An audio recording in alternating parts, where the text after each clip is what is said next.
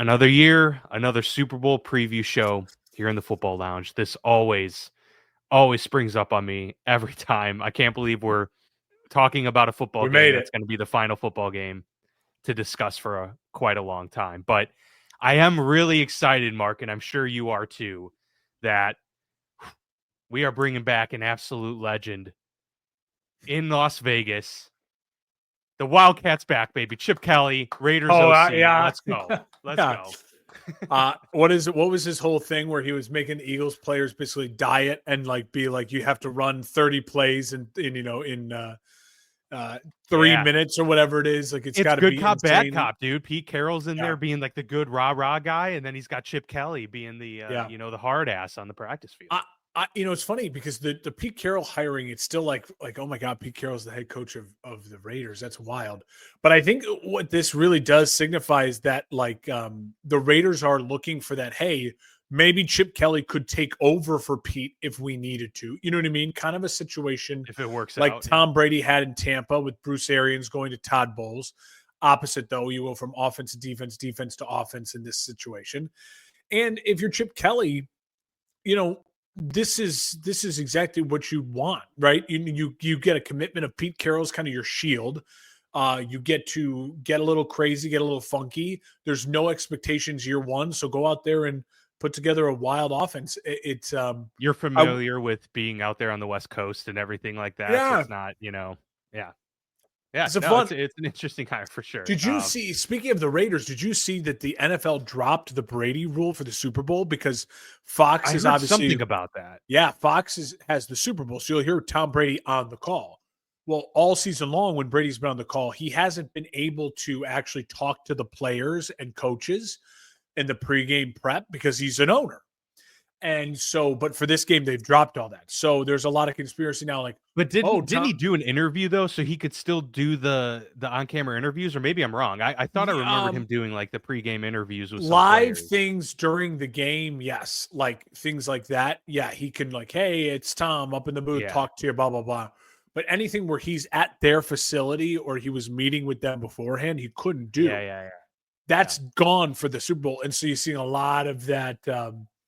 NFL is rigged. Tom Brady, the Raiders, already he gets to talk to so-and-so. Which players is he going to try to talk to and convince to come to the Raiders? It doesn't bother me one bit. If Tom Brady was the owner, if he was the sole owner of the franchise and the decision maker, I think it'd be a little different. But with his position being what it is, I think there's a lot of, Yeah, what are we going to see? It's Patrick a lot of blowing as a Raider next year. Yeah. I don't think he's bringing anyone from these two teams over to Vegas, but we are here. Super Bowl 59 recap or preview, I should say. I'm getting ahead of myself here. We'll have the recap next week for sure. But preview episode. Going to talk about the big game, a fully stacked show for you here. We're going to go over a lot, some trivia, some prop bets, the game, of course, plenty to get to. So let's dive right in.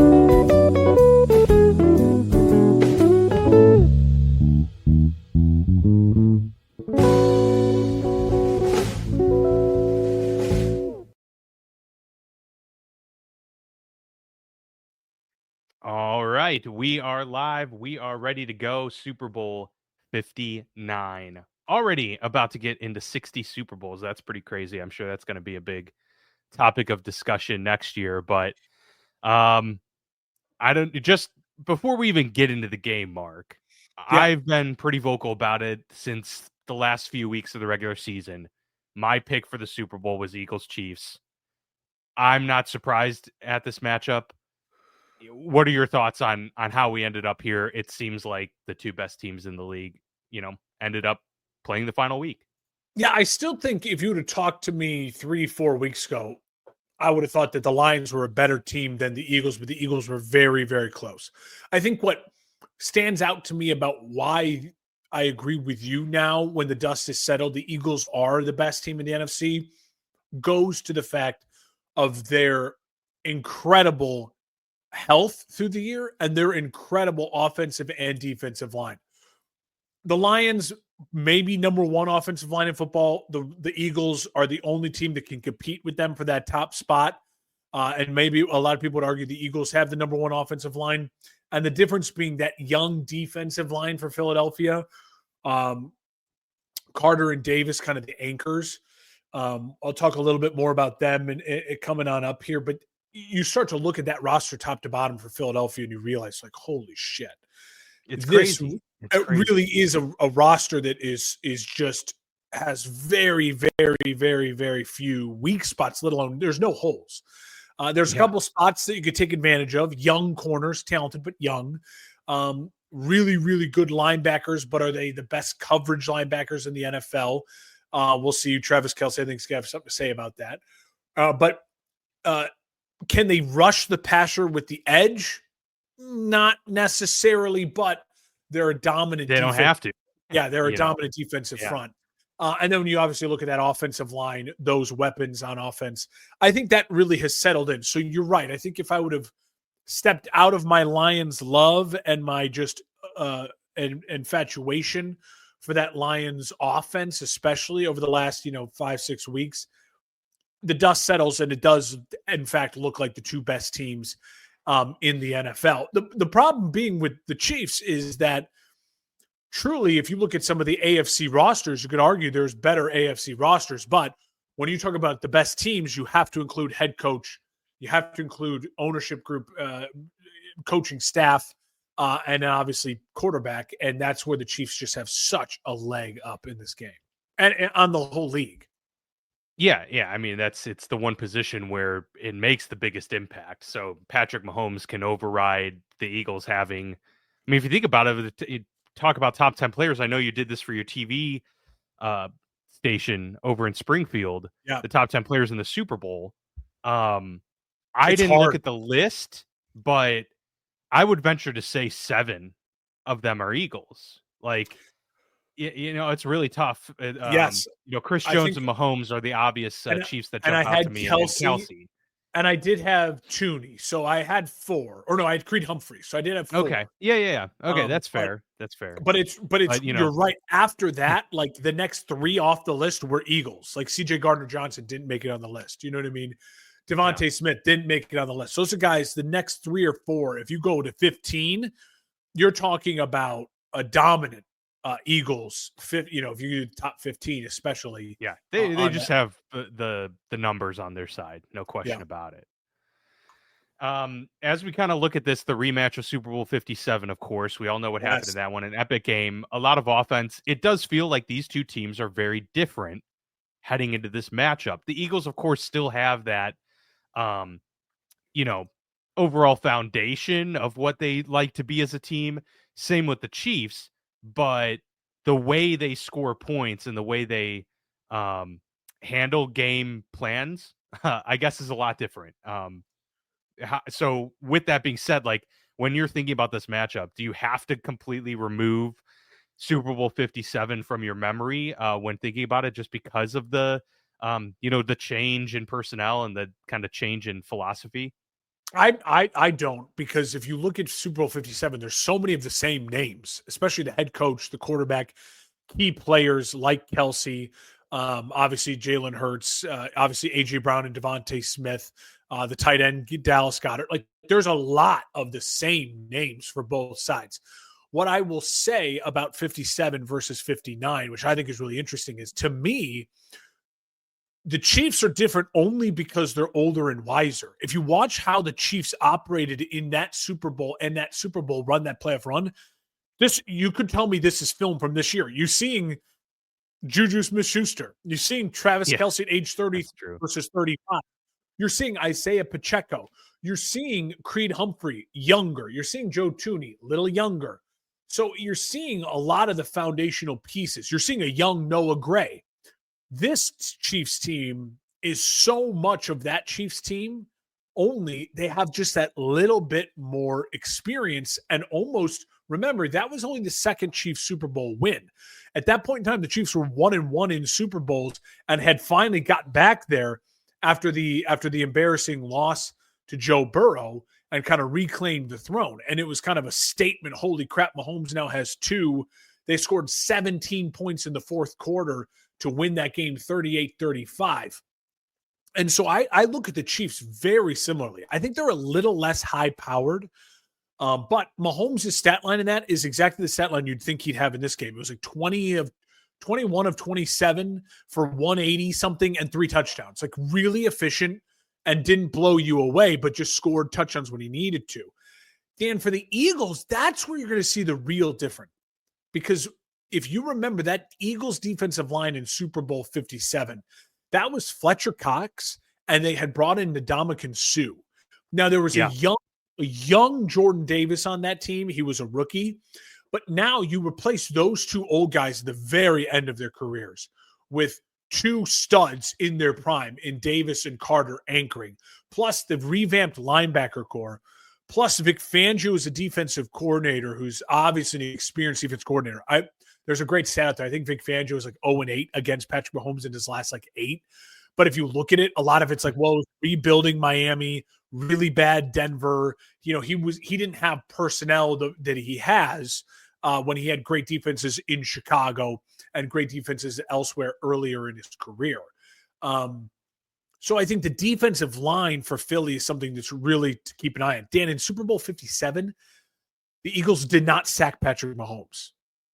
They're going to have to sack Patrick Mahomes in Super Bowl 59 to be a victor, and they have more of the personnel to do it.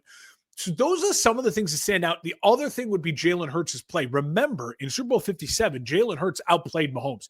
He had the horrible fumble that led to the kind of the turning of the tide moment, and let the Chiefs back in that game early to keep them hanging around to eventually go up and win the game in the fourth quarter. But Jalen Hurts in that game, Dan, he threw the ball 38 times.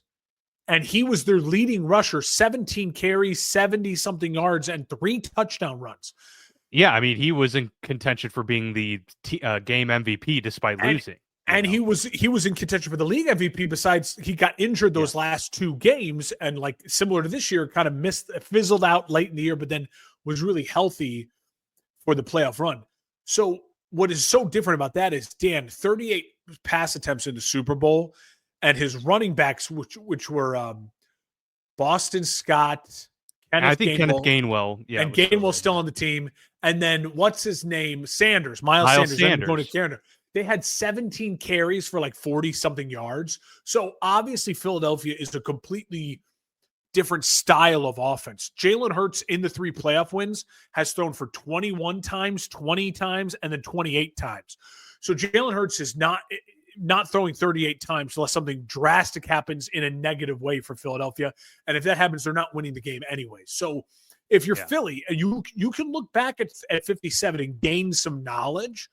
But I think you should feel confident that your young guy can play in the game. You should feel confident your coach has coached in the game. You should feel confident you have a lot of the same names who have the kind of that experience, so they're not overwhelmed by the moment, because the Chiefs are certainly not going to be overwhelmed by the moment. But stylistically as an offense, they're a completely different team as far as the commitment to Saquon running the ball as opposed to the commitment of Jalen Hurts being the entire offense. Yeah, no, Saquon has completely taken over as the guy where this offense runs through him, literally. And look, I think that can give, the Kansas City Chiefs fits. They haven't faced an incredible rushing group quite like this all season long. So if there is some hope, because I know, the Vegas is going to be on the Chiefs. Most people are going to be on the Chiefs to win this game. They're favored still. They played the Ravens week 1. You could argue, okay, but that was week 1, Derrick Henry, week 1, Ravens. Week 1 in general it's hard to, really take much into account there. The rest of their slate, was a banged up 49ers team without, I believe they were without McCaffrey at that point.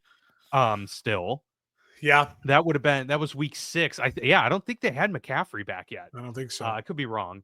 But other than that, I mean, we know the divisional games don't pose too much of a rushing threat. The Chargers have had, their moments. They handled Joe Mixon, you know what I mean? And they did a nice job on Cook, but you're right. They're not Saquon.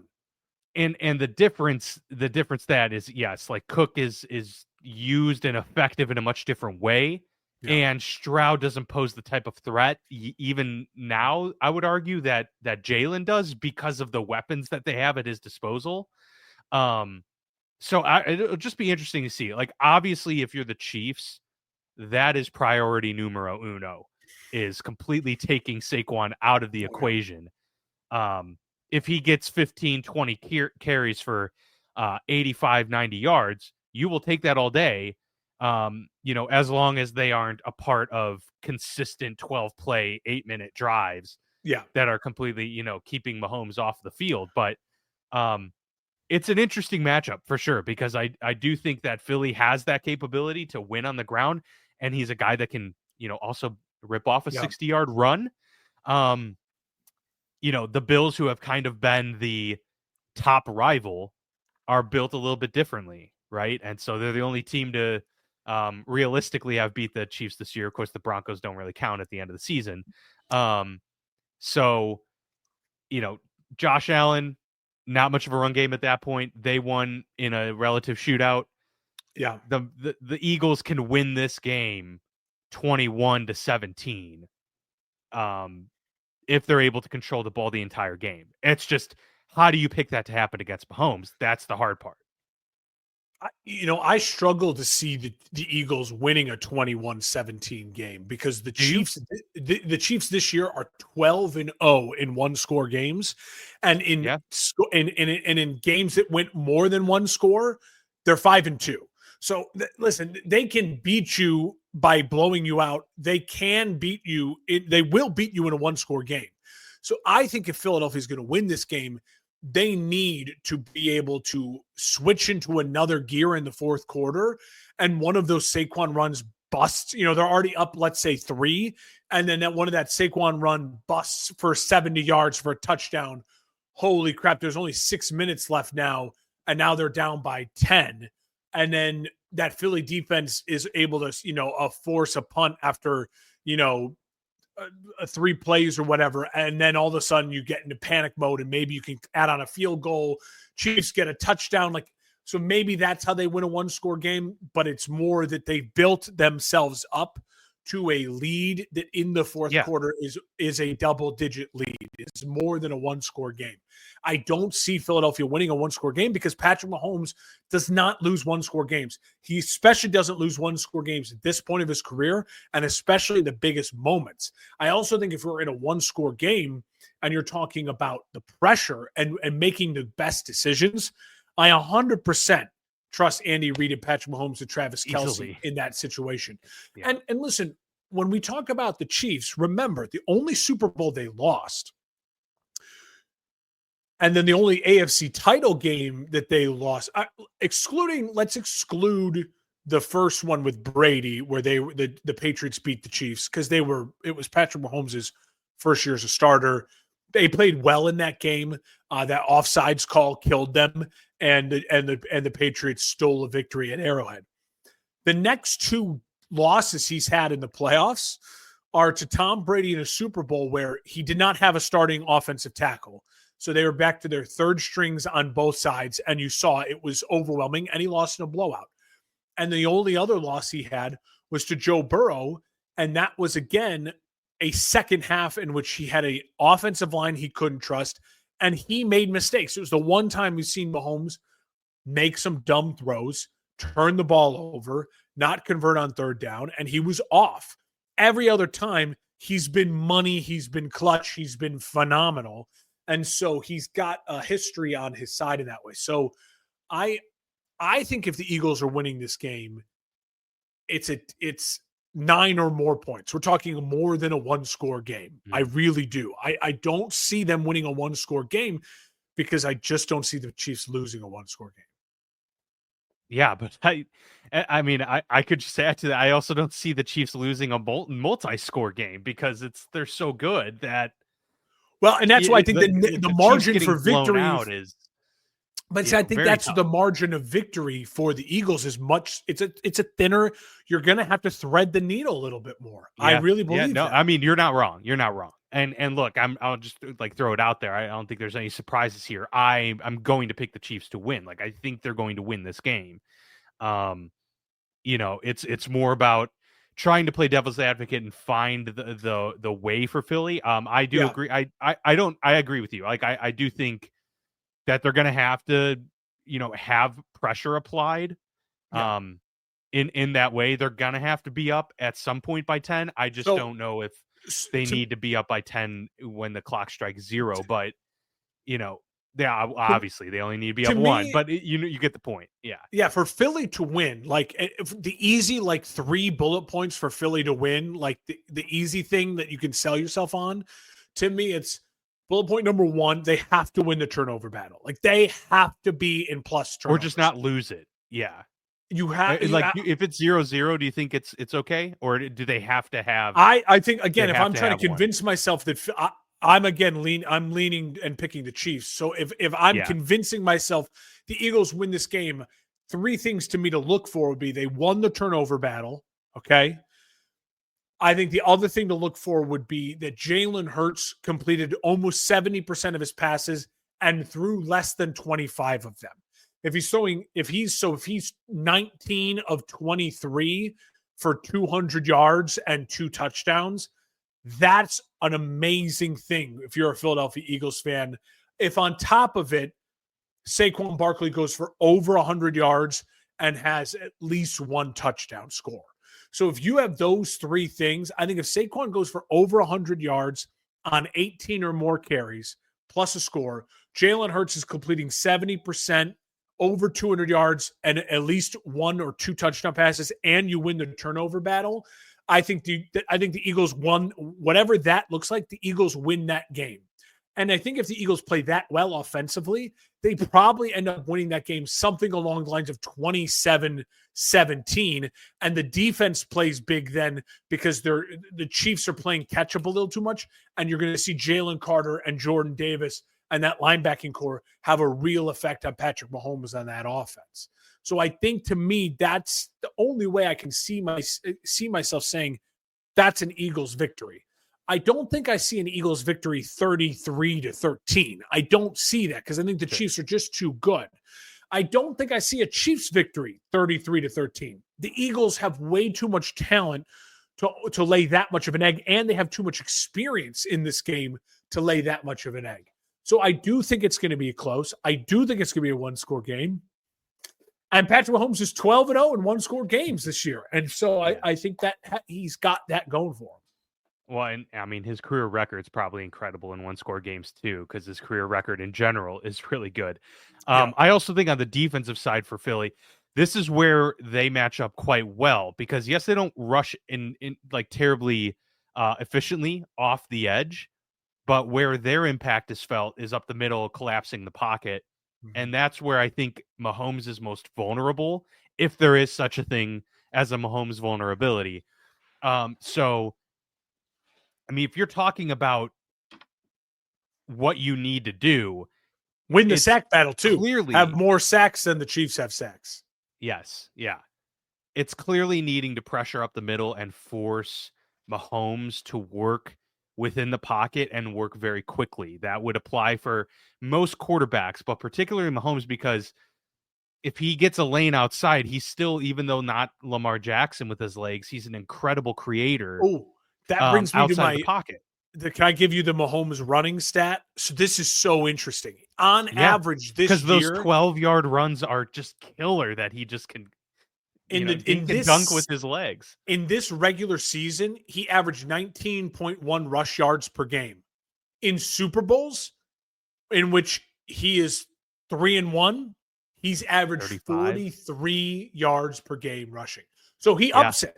And he says he knows, because he knows in the regular season, let me throw it to Noah Gray for a 4-yard gain. That's better than me running it for a 10-yard gain. Because what if I tweak something? But in the Super Bowl and in the playoffs, like we saw against Mahomes and the Bills, all bets are off.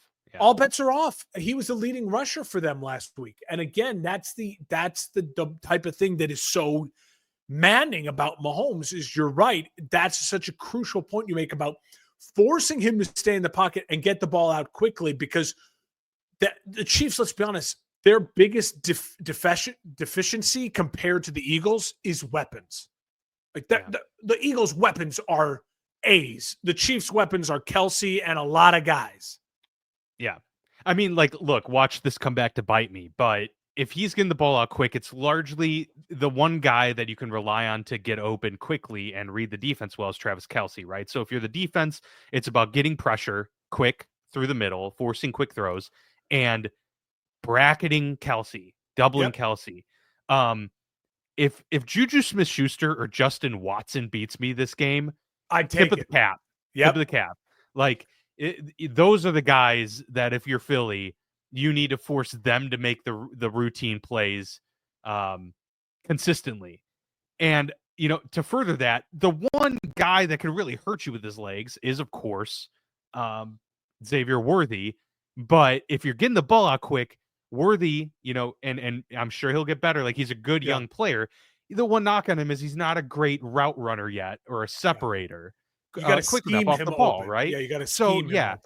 So they might get some screens early, kind of test the Philly defense there. But I think if they stay the course, if Philly does, that'll give them the best chance to win. So another key matchup. It'll be interesting. I think. Hold on, we got Marco here with Hope Taylor proposes to Travis. Hey, there's got to be a prop bet somewhere for that because I hope she does too. I want girl power. I do want Taylor. I do want Taylor to do the proposing. Men out there, we deserve to be proposed to as well. Absolutely. I think, man, dude, right off into the sunset. No, he'd actually. I think if they win, I bet Kelsey, from what I've heard recently, and he's given some. Interviews in press row, he wants to come back. Yeah, they both. Why not? I mean, why not? Everything's so easy. Everything's so easy right now. I'll say this, Dan. One of the other key matchups to me that we haven't talked about yet is this incredible Eagles offensive line. Now it looks like Juergens is going to play. He's going to be healthy. It looks like the guards Becton and what's his name, the other great guard, Dickerson. Dickerson is also going to play. They're not listed on the injury report, but they're a little beat up. Juergens and Dickerson are beat up. But if you have them playing, it's better than them not playing. And then you add in Mailata and Lane Johnson. This offensive line, it's a veteran offensive line. They have seen it all. George Karlaftis and Chris Jones are going to have to play big. They're going to have to disrupt. They're going to have to cause some problems. And Steve Spagnuolo, the difference between him and Vic Fangio, the two defensive coordinators, they're both all-time great defensive coordinators. Vic Fangio, I know from experience of having him as my D coordinator, he is a student of the bend, don't break. And then when you get down into the point where you're about to break, you then make a play and you prevent someone from converting and you'll live with field goals, right? But he's going to leave a lot of stuff open because he's not an extreme blitzer. He does not want to give you easy plays. Bending is still tough. It's tough to bend something. He is the king of making sure it's not breaking and nothing is ever easy, which against the Chiefs is a really interesting concept because the Chiefs are the kings of we will just keep taking whatever you give us and we will find whatever you're giving us. So I would expect the Patriots did. Exactly. I would expect one of the Chiefs players, whether it be Noah Gray, whether it be Worthy, whether it be maybe someone you're not thinking of right now, Hopkins, maybe it's Juju, or maybe it's Hollywood Brown. One of them is going to have a 9-catch, 90-yard day. And it's going to be because they're the person that Fangio is letting open, right? Yeah. So I'm going to predict that right now, okay, on that side. Now, on the opposite side, with less talent than Fangio has, Steve Spagnuolo, he's the king of, at some point in time during the game, I'm going to throw something at you you've never seen before. Now, if you handle it, you're going to get a big play. But if you don't handle it, and it's a 50-50 chance, we're going to wreck you. And then we're going to psychologically wreck you as well. And so I think that that the defensive coordinator matchup is going to be really interesting. Don't be shocked, Eagles fans, if the Chiefs are moving the ball consistently and it's one random dude. If it's Noah Gray and you're like, fucking Noah Gray, what? Just cover Noah Gray. Fangio does that on purpose. He's going to let someone have something because, again, it's about not breaking. And on the flip side, if you are a Chiefs fan, be prepared for when that moment comes and Spags has something.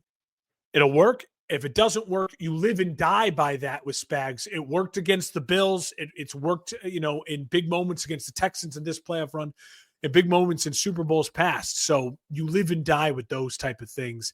Just another thing for our viewers to keep an eye on as you're watching the game. The philosophies are different. Spags is going to throw some pressure, and you're going to have to if you're Kansas City, because the Eagles have two giant advantages. 1 through 5 on the offensive line. Even though the Chiefs are a good offensive line, the Eagles are a great offensive line. And the Eagles have two absolute stud wide receivers. I could argue 2 top 15 wide receivers, plus a above average tight end, and then the best running back in the game, compared to what the Chiefs have, which are a bunch of dudes at wide receiver, all kind of unique in their own way. Maybe the greatest tight end of all time, but he's past his prime. And then 2 running backs who neither of them right now are explosive. Kareem Hunt looks still better than Pacheco. Pacheco just has not come back from that injury well at all. Yeah, and I they still brought him back probably too Pacheco soon. to get the load. So it is when you're talking about firepower, it's not close. I mean, it's just not close. The Eagles have so much more and a better offensive line. Yeah, but and that's the thing is they did as well 2 years ago. And that's why it was such a good game. So I expect this to be a good, relatively close game once again. But I agree with you. You can't, you can't go in and just expect to win with your dudes, because the Chiefs have gone up against better players all season, and they have for the last couple of years. Yeah. Really, in terms of their roster makeup, but they have Mahomes, and that's all that matters. Real quick, because we did talk about Spags on the defensive side. For them, obviously they have to stop Saquon. That's like, the primary goal. Offensively, what is mandatory for the Chiefs to come away victorious offensively against this Philly front? I think what's mandatory for the Chiefs is you have to, if you're Patrick Mahomes, you've got to be able to stay upright. You cannot take sacks, okay? Because with the pressure of this game and those 2 studs up front, 3rd and longs are going to be really, really, really tough. They're going to be really tough. And so I think that's number 1. Offensively, I also think they've got to find a way for Hunt and Pacheco, one of those 2, to have an impact on the game. And when I say an impact on the game, I mean, I don't need them to dominate the game, but I do think you're going to need one of those 2 guys to have multiple first down runs on a 3rd and 6 or a 2nd and 7, to where it's like, oh, fuck, that was an easy one. That shit, we let them have that. Okay, regroup. Take the ball out of Patrick's hands 2 or 3 times. That's all I need is 2 or 3 first down runs that are like, oh, okay, shit. Hunt popped one there for 15. Pacheco muscled one for 7, and they got a first down that was too easy for them to get, as opposed to making them work hard, making them go into 3rd downs. I think those are 2 crucial things. And then I truly believe that Kelsey has to be heavily involved. Kelsey has to be making plays and moving the chains. And I do think what's best for the Chiefs are long scoring drives. You do not want, the longer that the Eagles have the ball, the more runs they're going to give to Saquon. The more runs they're going to give to Saquon, the more chances he has to bust one out.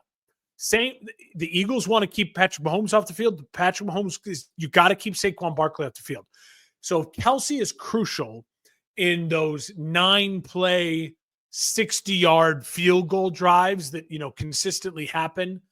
That helps the Chiefs a ton. And I think at that point, if you're doing just those things, which are manageable things, Mahomes will hit one over-the-top big throw. Mahomes will scramble for one big scramble or 1 or 2 big scrambles. It's a 1-score game. Mm-hmm. And then as long as the ball's in his hand last, the game is over and the Chiefs have won 3 straight Super Bowls. I think along the lines of what you talked about, I think the short game is going to have to be really impactful in key moments. And so an extension of the run game, a screen, a wide receiver screen, some sort of really like shallow cross. And I agree with Marco in the chat. Like, I think Worthy has a big game for those reasons. Like, I think they know that they're going to have to compete with the, brute force of this Philly front with their speed and savvy, and maybe Worthy with that threat in the short area might open up opportunities for Kelsey if the Totally. Eagles start to, wane a bit, and start to shift their focus over to Worthy. So I think getting someone like him involved early on is important. And again, like you said, like one of those guys you're not thinking about is going to have a big game. I don't even know if DeAndre Hopkins needs to have 3 catches. He just has to. DeAndre Hopkins is going to have 1 3rd and 17 catch. It's going to be crucial. And that's or going to that be touchdown huge. grab. And It's going to be yeah, it'll be fade. a back shoulder touchdown grab. Yeah, No, something Hopkins like that. and Hopkins is capable in one game of being the guy who goes 7 for 75 and 2 touchdowns and wins them this game. Conversely, though, when you look at Philly's offense, to me, it's bad news if there's a surprise person getting yards. Philly wins this game by Devontae Smith, AJ Brown, and Saquon Barkley having giant games. Your 3 stars, you have the 2 best wide receivers in this game, and you have the best running back. They have got to put up gaudy big numbers. You've got to get the ball in their hands early and often, and you've got to let them be the stars that they are, because your team is built on stars. Your team is built on the fact that you have a better roster than the Chiefs. So get the ball in their hands and let them be stars. If we're talking about Dallas Goedert, 9 catches for 90 yards, I think that's bad news for Philadelphia, because I think that means, wait, they're converting first downs with Dallas Goedert, not Saquon Barkley. And now A.J. Brown's maybe throwing a hissy fit in the sideline, and now emotions are getting weird, right? I think it's really important for A.J. Brown, Devontae Smith, and then Saquon Barkley to have really big games. Yeah. And, Devontae Smith did the last game. He was their leading receiver. A similar output certainly wouldn't be bad for the Eagles in this game. Okay, so we've kind of broken down expectations for winning, losing on both ends. Let's give a prediction on the game itself. You got a score prediction? Obviously, we're both taking the Chiefs. We've already made that clear. I've been battling with the score for a while. It's a hard one to predict because the last one was such a shootout, and you feel like this game could be really low scoring potentially. Yeah, I think I would like the first half under. I don't know what the first half under is, but I think this is a game that it's at halftime 13-13, 14-13. Like, it's really like teams are feeling each other out. The defenses are shining. I think it ends up something along the lines of 30-24 Kansas City. I think it's 23-24 Philadelphia has a lead. And Mahomes goes on a touchdown drive to win it. I will say, if you want to get weird with the score, I'll stick with something like 30-24. But remember, Harrison Butker is a giant advantage for the Chiefs. Elliott has been very shaky, especially on extra points. Yeah. If he misses that first extra point, say Saquon, first drive of the game, 50 yards touchdown, Eagles up 6-0. Oh my God, Superdome's rocking. Eagles are here. Jake Elliott could miss that extra point very easily. And that deflates it. And then you start going to your mind, like, do we have to go for 2 every time? Throws off the game plan. I do think that could be a factor here. I don't know if it will be, but I'll just say that the Chiefs are lucky. They have Harrison Butker and they trust him explicitly. I'm going to say Chiefs win 30-24. 30-24. All right. I'm right there with you. I'm pretty much in line. I'm going to say Chiefs win 31-27. We both have them scoring 30 points for the first time all season in back-to-back games when they matter most. And that would be fitting. It would make so much sense. They get a three-peat, and they do it in a way that they hadn't, risen to these levels all year long, but they do what they always do, and that's rise to the occasion when it matters most. Totally. I agree that I could see the first half being 14-10 in favor of the Chiefs, and then second half, things kind of explode. But they, it's still too much to overcome for Philly at that point, and they get the win. You So don't want to make the Kansas City mistake comes into early. this game. Teams play tight early. You know what I mean in these They do, games. yeah. Yeah, because you don't want to be the one to lose the turnover battle, and that could, certainly set yourself up on the way to doing that or to not doing that if you're the first one to give the ball away early in a game. Kansas City is favored by 1.5, so we have them covering pretty handily, and I think I'd feel comfortable with that as well. The over-under is 48.5 total points, so we both have Over. that clearing Both pretty over. handily too, and I'm kind of surprised. That does seem a bit low. Last Super Bowl was 38-35 between these two. Who's going to have the Kadarius Toney play is what I want to know. The punt return, and I think it's worthy. I think, and a very similar, who's that young Chiefs? No, the Chiefs had that young guy. Look it up. Who had the explosive punt return against the Bills? 88 or something. He's a little guy. Like just off the practice squad. Yeah. And he had that explosive return on the roster here. I don't remember who that was. He was really interesting. So that's a name, like, right, to keep an eye out for. I do think that if you're looking for a special teams advantage, again, I lean on the fact that the Chiefs have the better kicker, and they have Dave Tobe, the best special teams coordinator probably in the NFL. And so I give that advantage, obviously, to the Chiefs.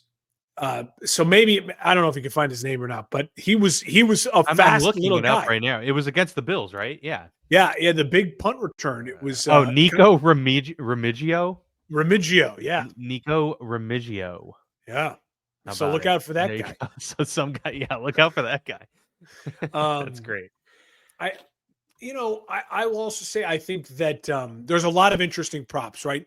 I think take a stab at things like randomly put $5 on one of the Chiefs wide receivers to just be like over 7 catches. Because again, one of them is going to do it. Like one of them is going to be the guy that Mahomes connects with. I don't know if it's going to be Brown or Worthy or Hopkins or Noah Gray, right? Yeah. One of them is going to do it. So have fun with that, and just pick one and run with it. I also think if you're an Eagles fan, again, I would encourage you to go all in on the overs for Brown, for Smith, for Saquon, because those are the guys you need to win this game, to have a big game. So parlay that with an Eagles win. You have some fun odds as you're watching the game as well. Yeah, some fun prop bets that I'm seeing is there's always like, who does the first this, the first that. The first to 20 rushing yards, they have Worthy on there plus 3,000. That's interesting. And that would kind of go in line with like that short game comment. Like if that actually pans out that way. If the Chiefs get the drop ball first and they do a weird reverse, an end around run, end around. Oh, that's interesting. That's really fun. But that's the only way, because if they do, a jet sweep, that's a pass. And they could easily do that, and then that doesn't count as a rush. Mahomes, so, Noah Gray first touchdown score, that that would be legit. I would have some fun with that one. He's a target in the red zone, and again, as you said, I do believe Fangio's going to understand. We got to bracket Kelsey. Like I don't want Kelsey to be the one that beats me. It could be a day for Noah Gray. Jalen Hurts 300 plus passing yards is plus 710. That's a pretty. I wouldn't touch it. That's a lot, but. I also just don't see that happening, right? Did he throw for over 300 yards? I know he threw for a ton. Yeah, in that Super Bowl. Yeah, okay, that made sense because he threw 38 passes. So yeah, you figure. I don't think. I think that's an easy under. I think that's one of those where.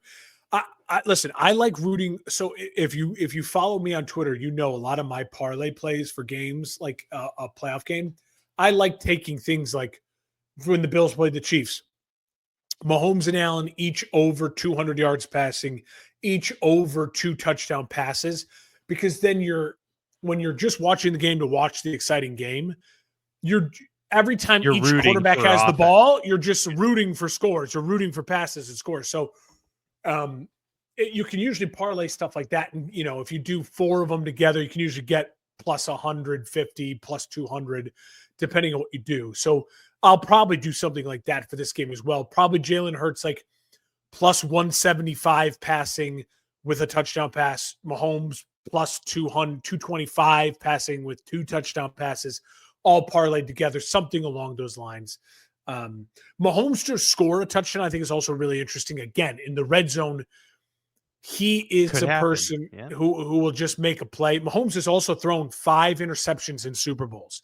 So if you can get a Mahomes over 0.5 interception prop, it's possible, especially if the Eagles, if you're picking the Eagles to win, parlay an Eagles win with a Mahomes throwing a pick. Those 2 things are very likely to happen. If the Eagles win, Mahomes probably threw a pick in the game. Yeah, no, that's very true. I've got some fun Super Bowl trivia as we get ready to close out the show. I want to toss it your way and see if you can guess some of this. No quarterback wearing number 1 has ever won the Super Bowl. Of course, Jalen Hurts wears number 1. There are 2 other quarterback numbers that have never been represented on the winning team in the Super Bowl. Now that's a really tough one. If you can guess the 2 numbers, obviously it's 19 and below, right? Like it's between 1 and 19. So my gut says 2. Okay, you are correct. That is 1. So we got number 1, number 2 have never won the Super Bowl. And then there's one more number. It's got to be random. I'm going to go like 11. Nope. 11 has 1. I'm not sure who wore number 11 when they won. I can't think, but it's not on there. Because Big Danny Ben White 7, wore number 11, but he never won? Unitas Yeah, in LA 19, too. LA is 7. So what's the other one? The other one is number 6. No quarterback wearing number 6 has ever won the Super Bowl. So interesting. Just a random. Caleb wears 18. All right, that's all that matters. Yep. Interestingly, well, I guess it's every year, but the average price of a Super Bowl ticket, this takes into account, of course, the cheapest and the most expensive. So keep that in mind. Do you have any guesses, or maybe you know this for this year? Yeah. The average? No, I saw like the lowest to get like pairs of tickets was like $5,000. I mean, average is probably like 6, 7. The lowest tickets are 6,601 currently. The average price is 10,620.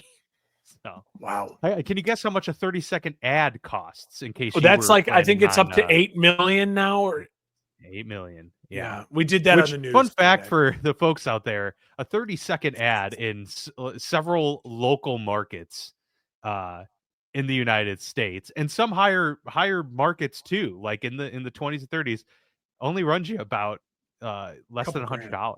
Yeah, so it's yeah. Food consumed. We've done wings before. That's always talked about, beer, all that stuff. Guess the number of pounds of potato chips, because this was the highest number on the list of. Well, we got to be in the tons. So we got to be in the tons. Oh, definitely tons. Yeah. So you're talking. This was in pounds. The total was in pounds, and it is in the millions. I'll tell you that much. Millions of pounds. Millions of pounds. Yeah. Oh, yeah. I wasn't gonna say millions. I was gonna say like 700,000. So like you underestimate the American 3.3 million pounds of chips. 11.2 million pounds of just potato chips. So can you guess how many pounds of tortilla chips are consumed? God bless America. It's all like 13 million tortilla 8.2 million pounds of tortilla chips. So chips alone in general is pushing 20 million pounds. A mix of tortilla. We're doing a mix of tortilla and regular at our party. So I like it. Yeah. Always got to have a good mix. 8 million pounds of and guac, Sam's too. Club pizza. Sam's Club pizza. Shout out to the listeners. If you go to Sam's Club, you can get a whole pie for $9. Yeah. Hey, Costco's the same way too, and I love both of them. They both have very similar recipes too. So it's good love pizza. them both. Two teams, or which team or teams? I already gave it away. Two teams have lost the most Super Bowls. It's the same number. The Patriots. Patriots are 1. You guess the other. It's 5 losses. Well, the Bills lost, what, 3 straight, 4 straight? 4 straight. So is it the Bills? It's not the Bills. It is not the Bills. Who else lost? It's a franchise that, like, I mean, the Bills was like a good guess because they got to so many. Like, this is obviously indicative of a team that was, really good to be even able to get to 5 Super Bowls and lose 5 Super Bowls. But yeah, this is a team that's also won Super Bowls. Niners. Nope. Niners. It is not. I believe they are at 2 Super Bowl losses. I believe the Niners are. Cowboys? Or 3. Cowboys are not on here. Nope. I believe the Cowboys have lost 2. Oh, is it Denver? It's Denver. It is Denver. Yeah, yes. I knew I'd get there. Denver and the Patriots. And then one more I got, the most career touchdowns in the Super Bowl. Not passing, scoring touchdowns. Who has the most career Super Bowl touchdowns?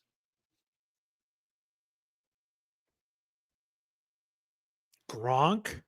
No. And you'll kick yourself. It's not a it's not is like really? Like is he active? Is it active? No. Jerry Rice. It's Jerry Rice. Yeah. Let's go. 8 touchdowns. 8 Super Bowl touchdowns for him. Fucking Jerry Rice, dude. Pretty incredible stuff. This is also the 3rd time that Philly and KC are meeting in a championship game. Of course, Super Bowl 57, but also the 1980 World Series between the Phillies and the Royals. So can I also add this? Did you see how the Packers fans legitimately should be bullshit? They had a 3-peat. The Packers won the final NFL championship game, yeah. And they won the next 2 games, That's true. which were the Super Bowls. They won 3 straight NFL championships. 2 of them just had to be named Super Bowl. One of them was called an NFL. But I'm sure if you look back to championships, the Bears probably won.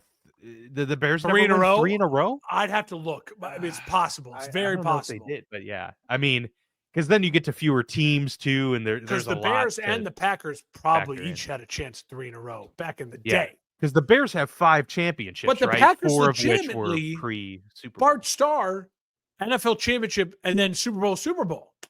Yeah. It's very true. Yeah, so get out of here, Chiefs. You haven't done nothing. They have a gripe. Like, that's a gripe. Like, I hate the Packers more than anyone. But if I was a Packers fan, I'd be like, hey, fuck you. We won 3 in a row. Well, the big game is Sunday, February 9th at 6:30 Eastern Time at the Caesars Superdome in New Orleans. Their 11th time hosting President the big Trump game. will be there. Did you see that? He'll be in attendance. I did not see ever that. sitting U.S. president will be at the game. That's surprising. Interesting. Security will be heightened. I will say this. I would imagine so. I will say this. I think this. I'm ready for the scenes in New Orleans. The last time New Orleans hosted the game, obviously the lights went out. I think that it's going to be an electric atmosphere and crowd. Absolutely. No, very much looking forward to it. We both have the Chiefs winning this one. Put your predictions in the chat. Let us know what you think, and we'll be sure to check those out and respond. You can find us on YouTube, of course, where you're watching this. You can find us on X and Instagram, Facebook at FB Lounge Pod. We are part of the For Frequency's Sake podcast network. You can check out the other shows. We got a lot of content this week, Super Bowl stuff coming there on the For Frequency's Sake podcast network at forfantasysakeqc.com. But this has been Mark and Dan on the Football Lounge. We're signing off for the final time of the official 2024-2025 NFL season. We'll see you next week with a full Super Bowl recap.